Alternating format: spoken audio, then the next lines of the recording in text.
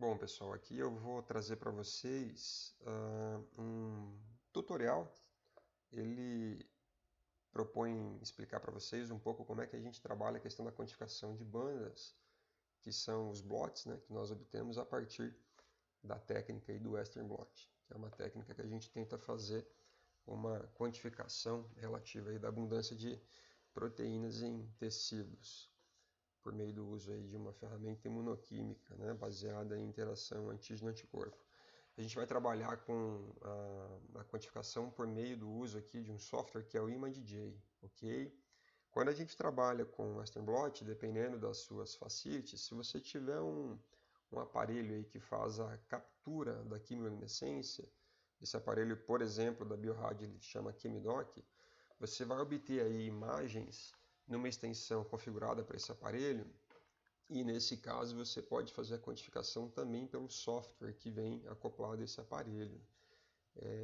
No nosso caso aqui, a gente vai trabalhar com imagens que serão convertidas em extensão TIFF, e essas imagens elas vão ser então trabalhadas no software aqui ImageJ. Então, o que é esse software ImageJ? Para quem não conhece, ele é um software gratuito. A gente pode obter ele por meio da plataforma aqui do NIH, né, que é o National Institute for Health, então Instituto Nacional de Saúde norte-americano. Se você digitar aqui uma DJ, download, você vai obter a lista aqui de possibilidades. Você pode, sempre que possível, baixar direto no NIH. Então, se eu clicar aqui, a gente vem para essa plataforma e você vai ter os arquivos executáveis aqui, dependendo da configuração que você tem. No nosso caso aqui, estou trabalhando para a plataforma do Windows. Tá ok, pessoal? Bom, então eu já tenho o ImageJ instalado.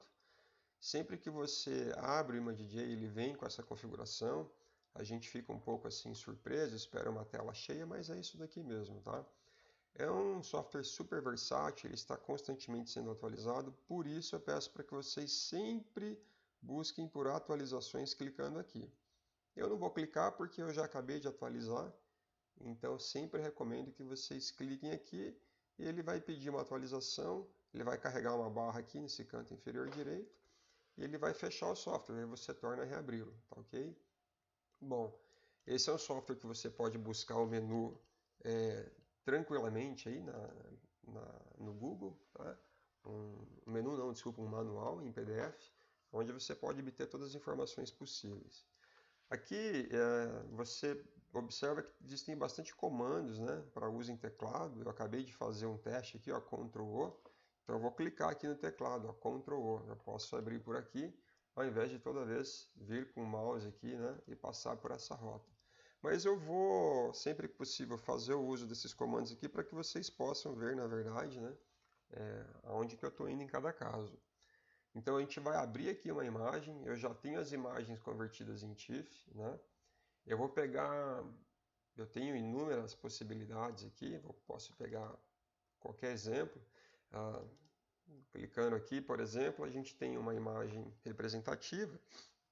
E a primeira coisa que eu informo a vocês é o seguinte: tomem bastante cuidado no ChemiDoc para vocês tirarem várias fotos com pouca a máxima saturação, né? Para que vocês trabalhem com gradiente aqui de pixels que seja fidedigno. Então, o próprio ChemiDoc, quando você tem uma saturação de exposição, ele traz uns pixels em vermelho do padrão de bandeamento. Tá? Aqui vocês estão vendo bandas com tamanhos diferentes, porque são grupos experimentais diferentes, tá ok? Esses grupos eles não estão explicitados aqui, mas obviamente que você, como o experimentador, saberá do que se trata cada banda. Aqui para nossa demonstração não vou me preocupar com essa distinção de grupos e simplesmente como é que a gente quantifica essas bandas, né? Primeira dica que eu dou para vocês é que vocês venham aqui e convertam em 8-bit. Com isso você vai deixar essa imagem num tom monocromático, na escala de cor de cinza, e aqui a partir desse momento a gente está apto a trabalhar. Essa é uma imagem com extensão TIFF, como vocês estão observando aqui, tá?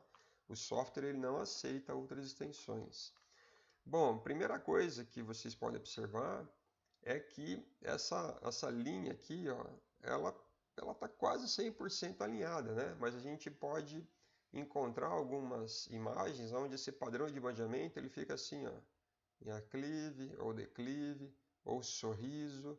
Então é importante que a gente preste bastante atenção nessa questão. Se eventualmente você tem um desalinhamento, você pode vir em imagem, transformar e rotação. A rotação ela está aqui, ó. Se você colocar um valor positivo, por exemplo, vamos colocar aqui 2. Ó, ele deu um girinho. Eu vou manter por aí, tá? Pode ser menos 10, menos 2. Você pode ficar trabalhando com esses valores positivos ou negativos. Positivos fazem uma rotação no sentido horário e negativo no sentido anti-horário. Ah, eu quero trabalhar de repente por aqui, ó. Né? Você digita o comando rotate, aí a gente já tem aqui, ó, rotate transform. Se você clicar aqui, você pede um run, e ele traz para você aqui essa caixinha, tá? Então você pode vir tanto por essa via, buscando aqui, ou você pode trabalhar com esse buscador de comandos, né? Esse buscador eu clico com o botão direito do mouse, vem aqui, ó, lista de comandos, digito o comando que eu quero. Se eu quiser, por exemplo, trabalhar com a questão do brilho e contraste, também é possível. Né? Se eu clicar aqui, ele me traz essa caixinha. Mas eu posso chegar até ela por aqui também. Imagem, ajuste, brilho e contraste. Né? Bom, eu recomendo que não se faça nenhum ajuste quando não for necessário, mas se eventualmente for necessário trabalhar com algum ajuste, é possível que seja feito. Né? Se você quer ressaltar um pouquinho ou menos, se você quer tirar um background, normalmente é para tirar background. Agora, é importante que quando se trabalhe com isso daqui, perceba que isso está sendo feito para toda a membrana. Você não pode, eventualmente, ir no Photoshop e editar somente uma bandinha, porque daí é uma manipulação de imagem. E isso os jornais de alto impacto eles pegam hoje em dia, tá? Então é importante, quando for trabalhar, se necessário, fazer isso para todos ao mesmo tempo. Eu recomendo que o contraste aqui ele fique o maior possível para que a gente evite, por exemplo, uma interação entre as bandas, tá? Então esse é um detalhezinho que você pode trabalhar com bastante parcimônia, sem exagero, e eu vou considerar como está aqui agora, tá? Isso que foi feito para todas as membranas. Então eu dou um apply aqui, ele fica por aí, eu posso fechar, se eu quiser retomar esse comando eu posso retomar. E agora a gente inicia a nossa quantificação. Ele já vem com esse retângulo aqui ativado. Então se eu clico aqui, ó, tá, o mais estreitinho possível, a gente aqui tem uma seleção de todas as bandas, existem divergências, há grupos que fazem banda por banda, eu recomendo que se faça uma única aqui, e tem um racional para isso que eu não vou me ater a isso no momento. Agora, o que é importante, pessoal, é que esse alinhamento aqui ele esteja o mais horizontal possível, percebam que eu apliquei uma rotação mínima aqui, e que você tenha o mínimo de contaminação, né, entre as bandas aí. Uma vez que você seleciona essa ferramenta, a gente vem aqui em Análise e Gels. Percebam que tem 3 comandos aqui. Ó. Com o tempo você só vai usar o comando no teclado. Ctrl 1, Ctrl 2, Ctrl 3. Então a gente vai selecionar o chamado First Lane. Ele pergunta se eu estou concordando que as bandas elas estão num padrão horizontal. Eu digo que sim, isso é importante. E a gente segue lá para Análise, Gel, seria equivalente ao Ctrl 2. Então, Next Lane fica assim, não tem mais nada para a gente fazer. Na verdade, o Next Lane é se a gente estivesse trabalhando com bandeamentos individuais. Aqui percebam que como a gente ficou só com um retângulo, esse Next Lane ele não fez absolutamente nada, né? Ele ficou dessa forma aí. Mas também não é nenhum problema. E Plot Lanes. Então está aqui. Poderia ser também o Ctrl 3, né? O que é importante, pessoal? É importante notar que aqui está tão limpo a relação entre essas duas bandas que elas tocam nessa linha horizontal. Essa linha de base é importante. Quanto mais próximo essas curvas aqui estiverem dessa linha horizontal, melhor. Significa que o seu bandeamento aqui está bem horizontal e que você não tem contaminação de pixels entre nenhuma das bandas. Tá? Tem grupos que fazem a conexão, a gente vai precisar conectar agora cada uma dessas colunas, porque cada uma delas representa uma das nossas bandas aqui. A gente tem 1, 2, 3, 4, 5, 6, 7, 8, 9, 10, 11, 12 bandas e tem que ter 12 colunas aqui, né? 3, 6, 9, 12. Maravilha. Percebam que aqui, quando vocês olham esse espessamento do lado esquerdo dessa banda, vocês veem isso aqui, ó, nesse cume do lado esquerdo. Se vocês olharem aqui, ó, tem do lado esquerdo, também é um espessamento do lado esquerdo nesse caso. Vamos pegar alguma aqui pelo lado direito, ó, é a banda 6. Se a gente for olhar lá, a banda 6, ó, ela tem um espessamento que representa aqui, né, a banda 6 nesse cume. Então, há grupos que fazem a conexão dessas colunas aqui na base dessas linhas. Eu, particularmente, prefiro trabalhar com uma imagem com bom contraste e brilho, de tal forma que aí a gente vem simplesmente aqui, ó, ele automaticamente já me jogou para essa linha, e a gente só conecta aqui, ó. Tá? Como eu disse, tem pessoas que conectam na base aqui, ó, sempre entre a base. Eu, particularmente, acho que isso gera um viés, né? Então, a diferenciação de espessamento ele já está sendo feito aqui no cume. E como o padrão de pixels no tom branco aqui é equivalente para todos, então a gente agora só conecta na base. O mais retinho possível, passa entre todas as colunas, é importante até aqui, ó, porque senão vai ter uma contaminação da área entre essas duas colunas. Então você garante que você fechou a coluna o mais retinho possível. Eu gosto até de garantir aqui, ó, para não ter nenhum tipo de erro. A gente vem nessa varinha mágica, clicou aqui e vem clicando dentro da coluna. Automaticamente ele já começa a carregar para nós a área em pixels. 2, 3, 4, 5, 6, 7, 8, 9, 10, 11, 12. O que é importante vocês observar, né? Fala assim, pô, Alex, não está calibrado aqui, ó.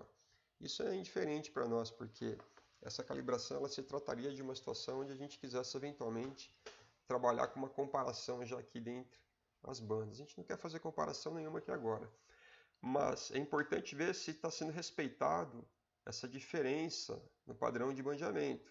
Então a gente espera que essa banda número 2 ela tenha um pouco mais de pixels do que a banda número 1. Ó, se nota essa diferença.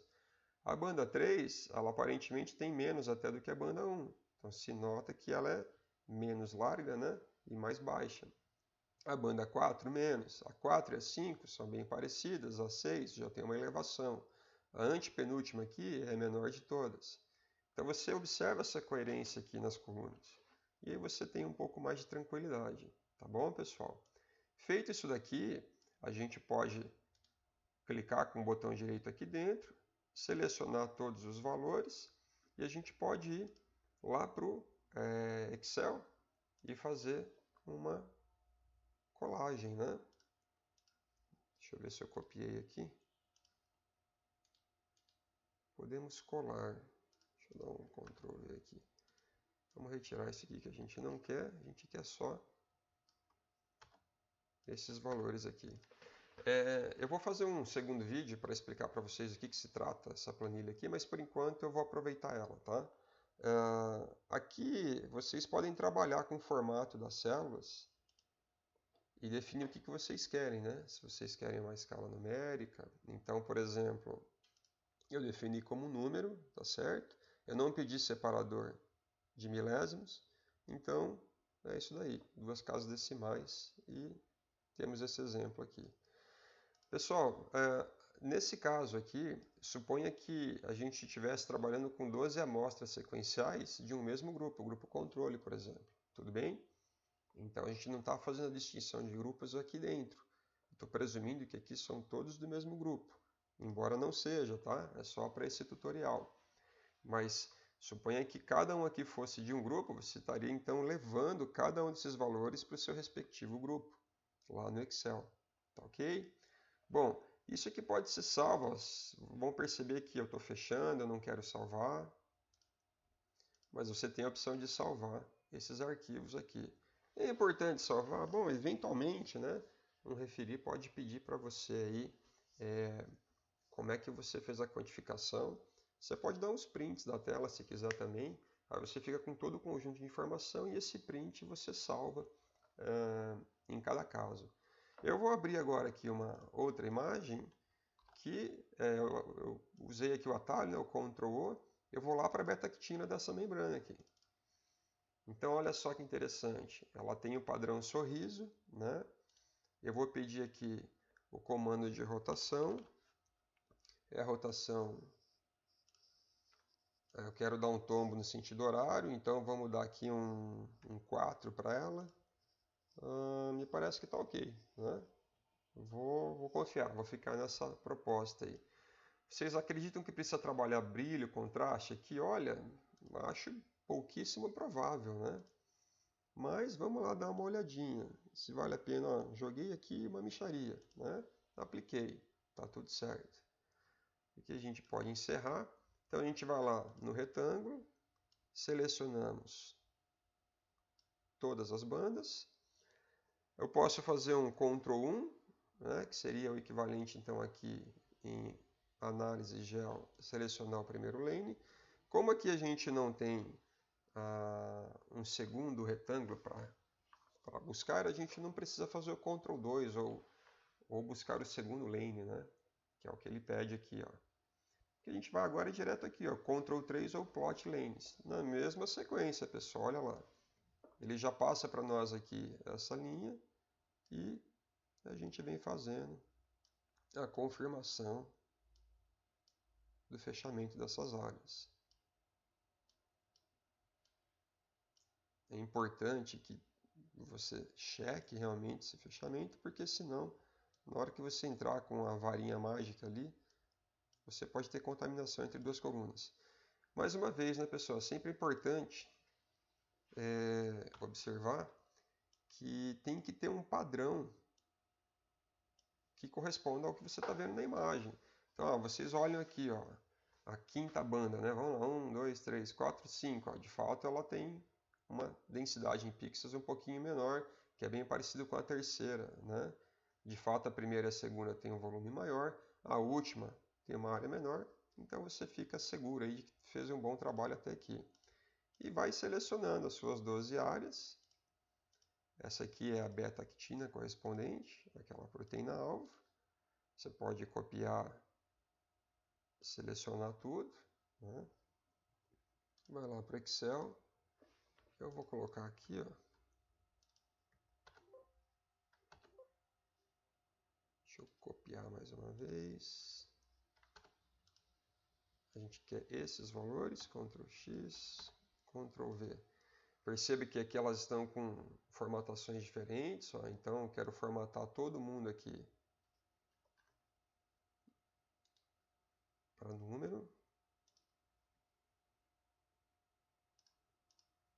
E eu não quero usar separador aqui de milésimos, né? Então estão aqui na mesma correspondência. Depois a gente volta aqui para essa planilha, tá bom, pessoal? Fazer um vídeo à parte aqui para entender. E aí vocês podem, né, repetir esse procedimento aqui quantas vezes forem necessárias.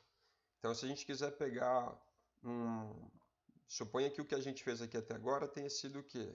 Analisar a densitometria de uma proteína-alvo e analisar a densitometria da sua proteína, que a gente chama de controle interno correspondente, no caso a beta-actina. Então, você sempre tem que ter pareado, né, e tomar muito cuidado com a sequência, que obviamente a sequência está respeitada tanto para a proteína-alvo quanto para o seu controle interno. Bom, suponha que a gente queira agora trabalhar com a mesma proteína, mas num outro grupo aqui no nosso tutorial. Porque o que a gente fez aqui no tutorial é considerar que todas as proteínas ali de uma determinada membrana fossem réplicas de um único grupo, o grupo controle, por exemplo. Então agora eu quero quantificar aqui uma outra membrana. Então, vou selecionar outra aqui propositalmente para que a gente tenha membranas diferentes mesmo. Se vocês olharem aqui nesse exemplo, está vendo a saturação? Não é o caso para a nossa proteína-alvo que está aqui embaixo, tá bom? Então aqui, primeira coisa, né, pessoal? Então sempre converter em 8-bit, ficou um tom monocromático. Agora a gente vai dar fazer uma rotação. Nesse caso aqui, eu quero fazer uma rotação no sentido anti-horário. Então acho que eu vou colocar aqui um -3. Acho que ficou suficiente. Na verdade passou um pouquinho. Vou colocar mais um, trazer de volta. Acho que mais um ainda. Precisaria ter feito uma rotação muito discreta, né? Vou colocar mais um aqui de novo. E parece que está ok por aí, tá? Então isso aqui está resolvido. Se a gente for lá, ajustar um pouquinho o brilho e o contraste, vamos tirar um pouquinho o background, eu acho que está por aí. Trazer um pouquinho mais de... Acho que é por aí. Vamos lá, vamos fazer a nossa quantificação. Aqui, quanto mais restrito a gente ficar a banda, melhor. Então seria o Ctrl 1 e o Ctrl 3. Beleza, pessoal? Nesse caso aqui, vocês percebam que tem uma dica importante para a gente fazer. Vocês percebem que há uma diferença aqui, ó, nessa altura, em relação a essa aqui? Então, se a gente simplesmente conectasse aqui com a base, ó, com a linha de base, a gente estaria fazendo uma superestimação dessas áreas. Então, o que eu vou fazer, eu vou conectar essa linha aqui, ó, com essa. De tal forma que eu estou criando a minha linha de base aqui agora. Sem superestimar os valores. Porque esse ponto aqui, ele me dá a garantia de que eu estou trabalhando nesse limite aqui. Tá ok? Então, agora a gente conecta essas áreas.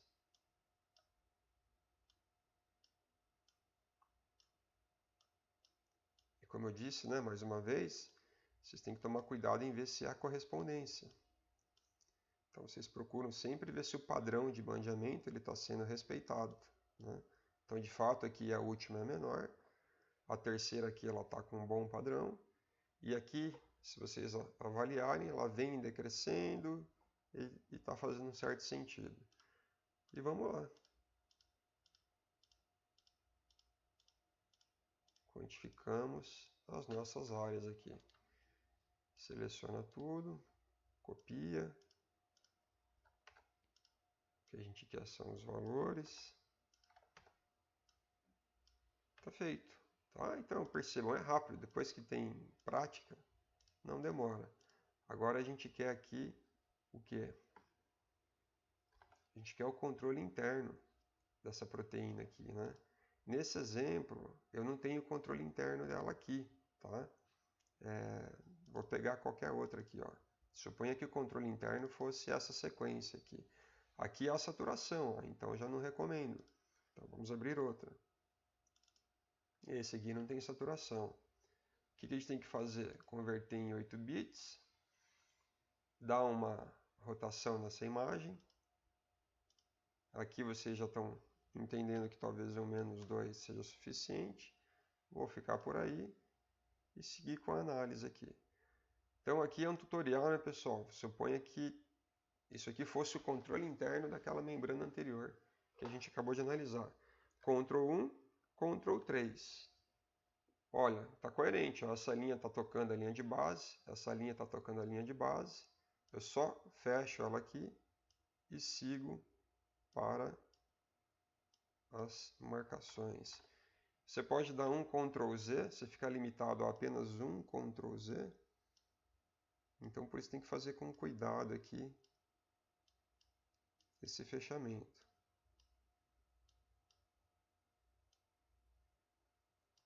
Esse é um caso aqui que normalmente as bandas elas estão próximas a se tocar, que é o caso das duas aqui, ó, tá vendo? Por isso que é importante fazer essa separação entre elas. Sempre garante o fechamento aqui para não ter erro. Vamos lá para a varinha mágica. Coletamos aqui as nossas áreas. Seleciona tudo, copia. Vamos lá para o Excel. O que a gente quer são os valores. E está feito, tá? Então eu vou parar o vídeo por aqui, daí eu inicio um próximo para explicar para vocês como é que a gente faz essa interpretação dos valores. Então, pessoal, só para fechar, né, o que a gente fez aqui então foi selecionar as imagens mais representativas obtidas no ChemiDoc. convertê-las à extensão TIFF, trazendo para o ImaDJ, a gente sempre se certifica de transformá-las em 8-bit.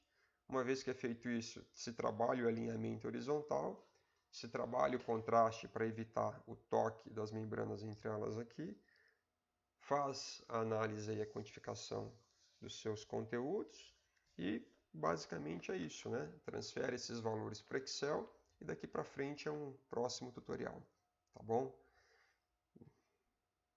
Se tiverem dúvidas aí, vocês podem sempre procurar os seus supervisores, as pessoas mais experimentadas aí com a abordagem, para que não se fique nenhuma dúvida.